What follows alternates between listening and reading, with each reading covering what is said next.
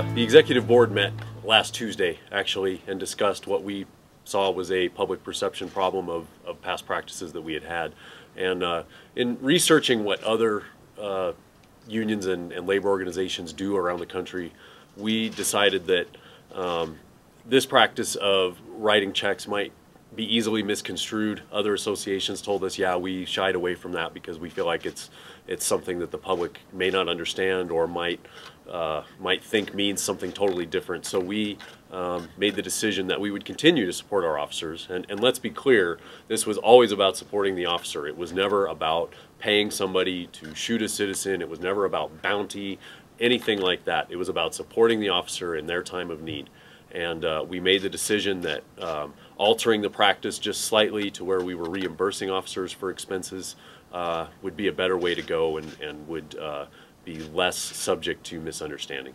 Usually when an officer is involved in a shooting, you may or may not know that officer is actually considered a suspect in a murder.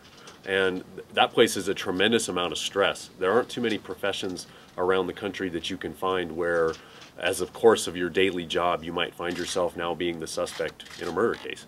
And that's standard practice. The investigation has to be done. So it places a tremendous amount of stress on the officer, their family. The incident, for obvious reasons, is replayed over and over again in the media. Questions about, could you have done something differently? All of those things. Those are all common things that officers face when they're involved in a situation like that. And so a lot of times we will tell the officer it's good for you to maybe get out of town, go fishing if you like to fish, go skiing, something like that. And so that's what we're going to do now, is we're going to say, hey, instead of providing them money to do those activities, we're just going to say, go do your activities, and then we will reimburse you for those activities.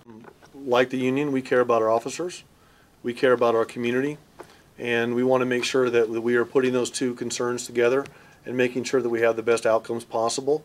As I said, the men and women of the Albuquerque Police Department, since I've been mayor, have gone out on a day-to-day basis. They've risked their lives. They've driven crime rates down. We have an innovative chief. We've done lots and lots of positive things together. And, we were strong with our statements last week about the policy. Well, we thought it sent the wrong message to the community. And today, these gentlemen took the time to come up to my office. I invited them in. We sat down with just myself and them. We talked about the issues, we talked about the officers, we talked about our community, and I just wanted to have us together today to talk about this because I think it's a good day for the community when we can have an announcement like this.